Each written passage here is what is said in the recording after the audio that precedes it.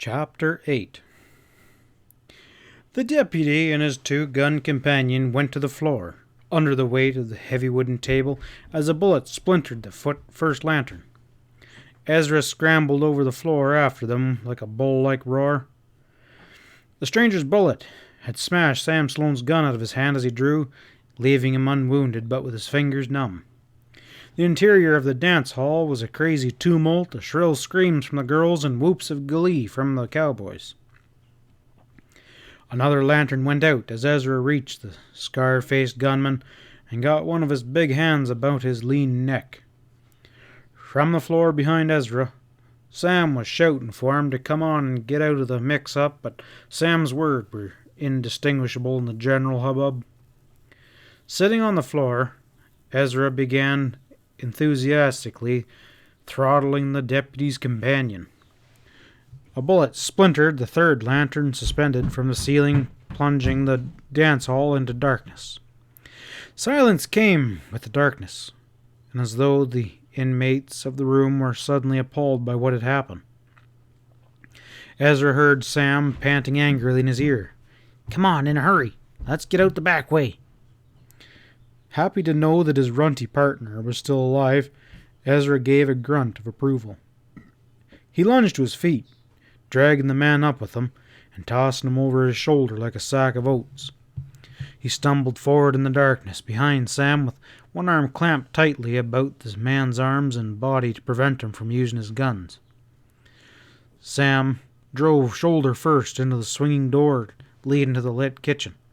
A Mexican chef jumped back out of their way as they stampeded through his kitchen out a rear door into the refuge-strewn alley. Sam heard Ezra pounding along behind him, and he didn't slow up or look back until they had run the length of the alley and emerged out into the open on the outskirts of the village.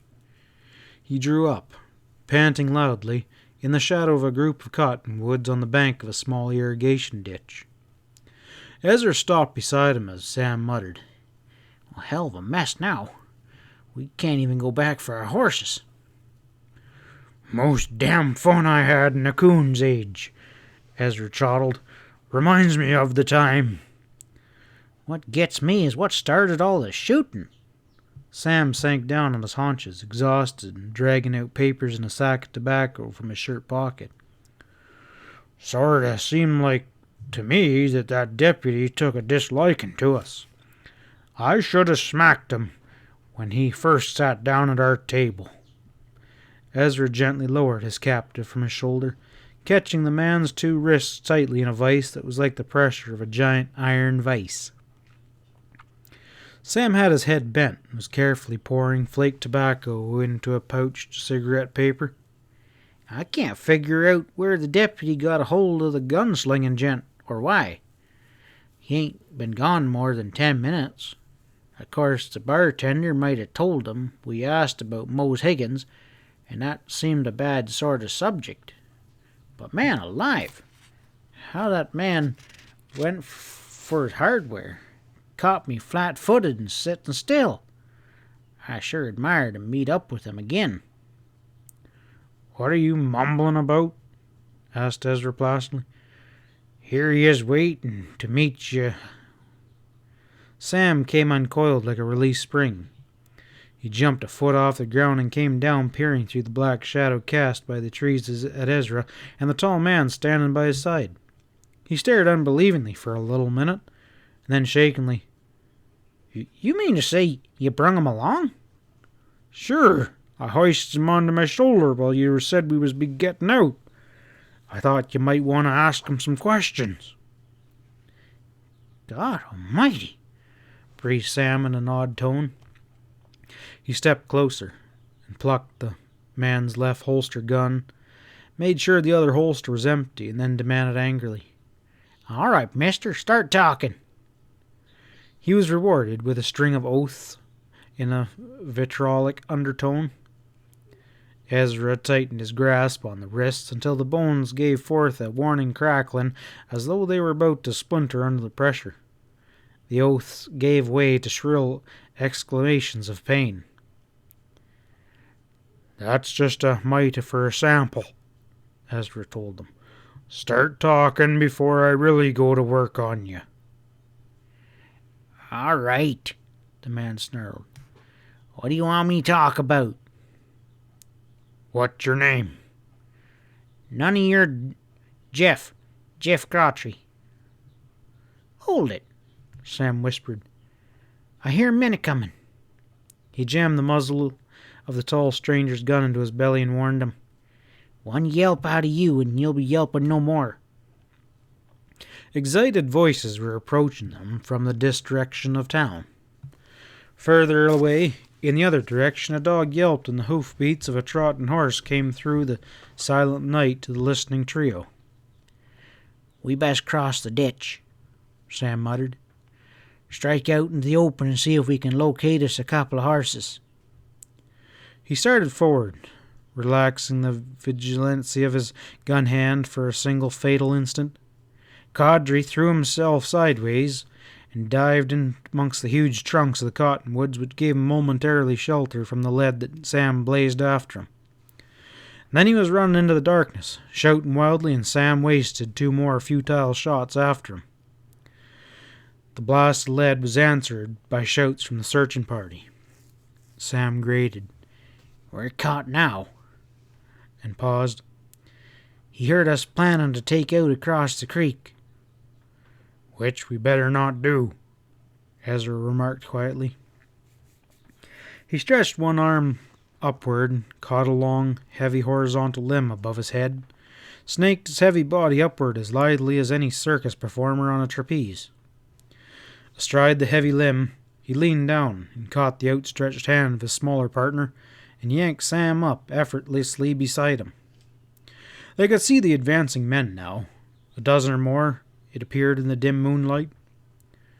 We best climb up a few more limbs, Ezra suggested, so to be hiding if one of 'em takes a notion to look back and a bit upwards.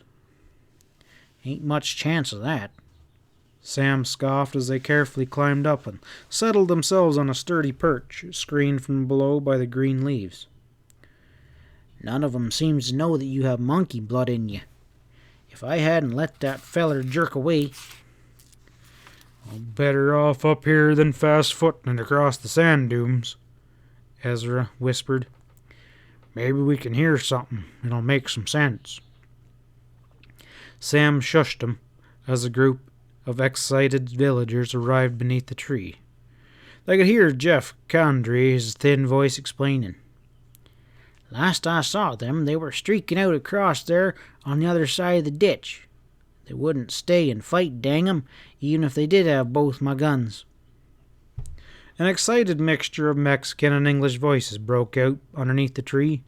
Men on horseback began to converge on the group from various directions and were hastily dispatched across the ditch in the direction Ezra and Sam were presumed to have fled. That big feller's as strong as a 6-mule team, Jeff Condry assured each one as they came up to shoot excited questions at him. Dang near choked me to death betwixt his thumb and one finger, and then drags me off here like I was a bantam rooster and he aimed to wring my neck. And to those who wanted to know about the dance hall fracas was all about, they're outlaws all right. They're part of the Lacy gang. One of them Lacy himself, I bet. Clarence, he put me onto 'em. He had a run-in with 'em first and got suspicious, and then Baldy told him that they'd gotten tough with Ned Leroy and Nate at the bar and then asked about Mose Higgins. Well, Clarence caught on right now that they must be part of Lacy's gang drifting in to size things up, and not wanting to tangle him single-handed, Clarence just nonchalantly stepped out and deputized me. It's lucky he did, too. Condry ended, not too modestly. The way that short feller went for his gun was a caution. All I could do was throw my lead first, and you boys know that he means he's fast. And then there's that one-eyed buzzard. He's stronger than any 10 men, I tell you the straight of it. A rider came galloping up to interrupt Jeff Condry's monologue, and from their insecure perch high up in the tree, Sam and Ezra heard him calling, "Sheriff Petro." And from his soft, accented voice they gathered that the sheriff of Santa Alicia was of Mexican descent. no uncommon occurrence in a state where the large majority of the qualified voters were Mexican. The sheriff assumed charge immediately and with quiet competence, dispatching all the remaining mounted men to take up the search for the fugitives, and then dispersed the unmounted villagers back to town. 2 men lingered around at the edge of the shadows after the others were gone.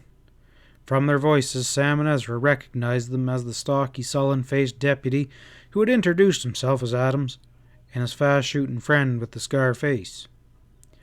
They were rolling cigarettes and exchanging commonplaces about the affair until they felt sure all the others were beyond hearing distance, and then Adam began to swear at his companion angrily. "Gosh darn it, Cadre.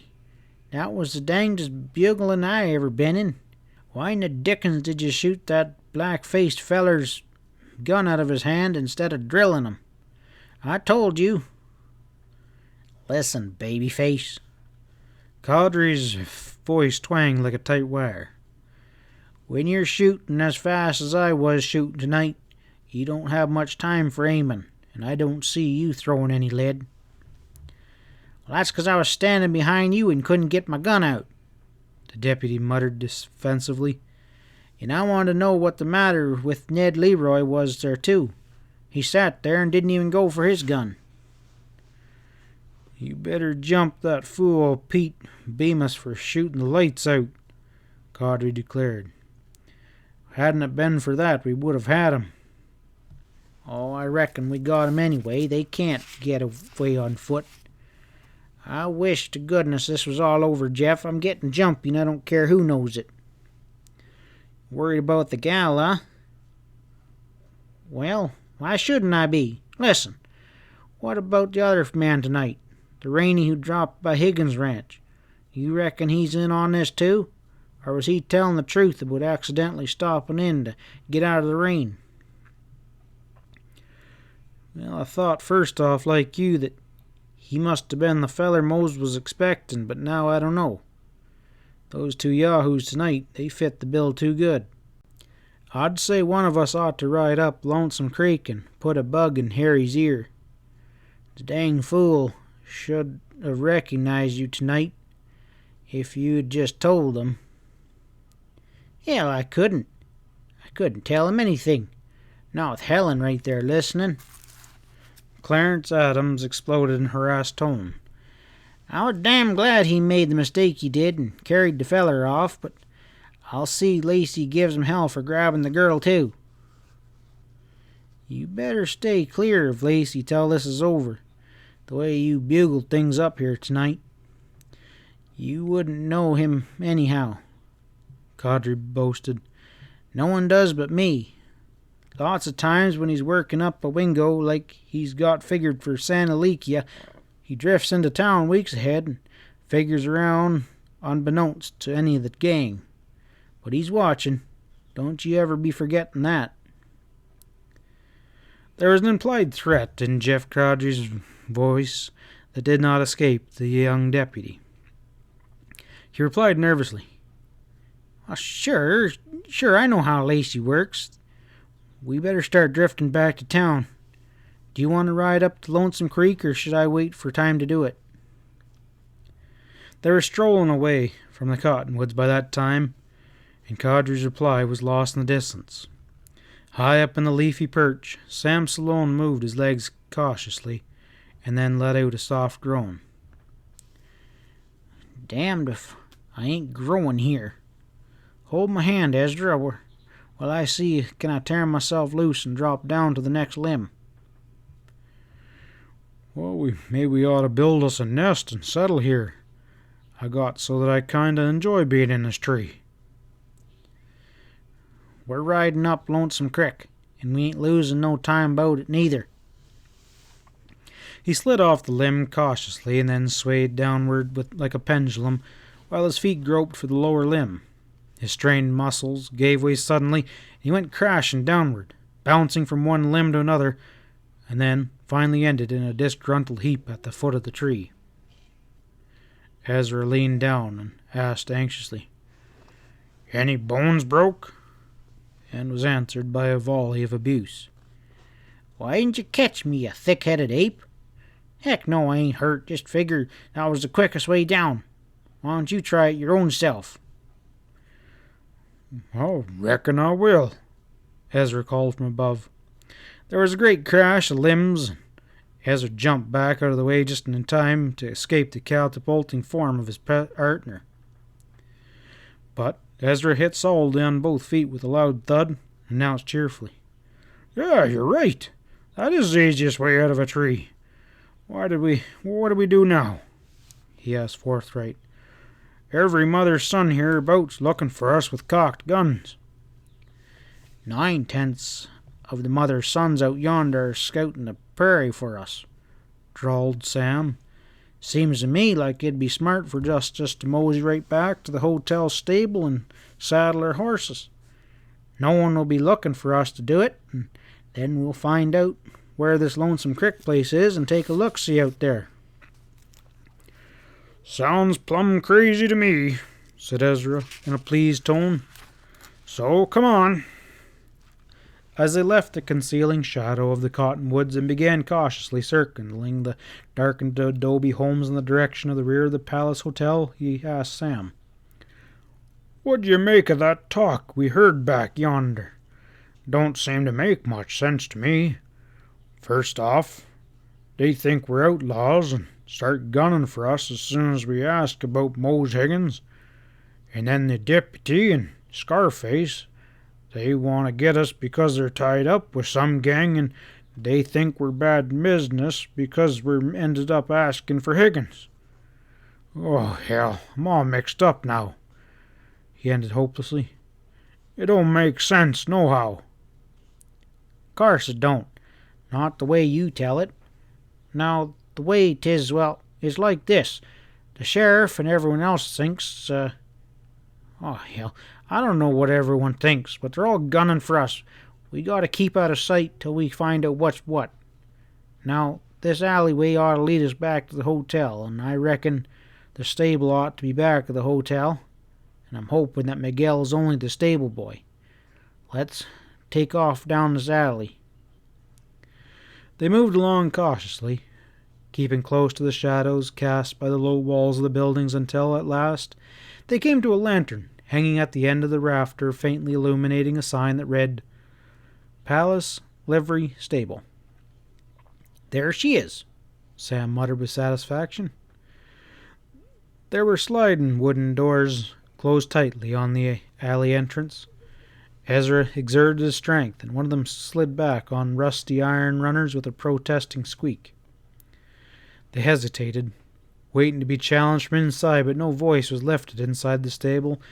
They slid into the dark interior and found a couple rows of wooden stalls occupied by a half-dozen horses.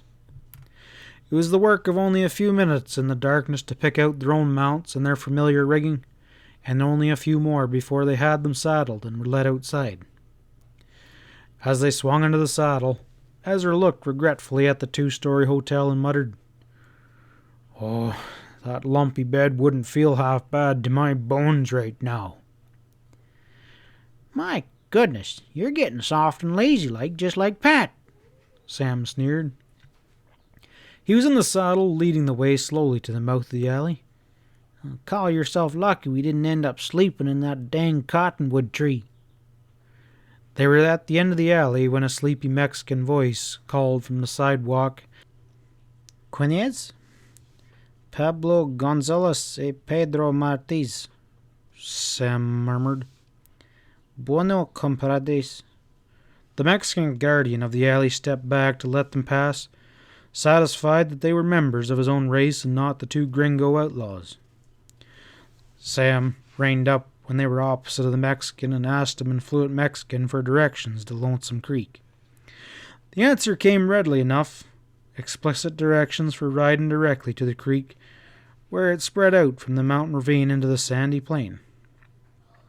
Sam thanked his informer with a flourish, and he and Ezra put their tired horses to a trot. In a few minutes, the little town of Santa Alicia was swallowed up in the darkness behind them. End of chapter 8.